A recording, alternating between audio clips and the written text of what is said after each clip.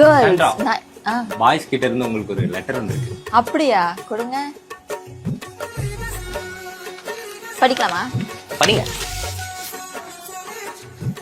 அழகா இருக்கிற dusky girls தேவதையா ப்ரொமோட் பண்றது எப்படி? அதுக்கு ஒரே வழிதான் இருக்கு. நான் சொல்ற இந்த 3 லிப் ஷேட்ஸ் யூஸ் பண்ண சொல்லுங்க.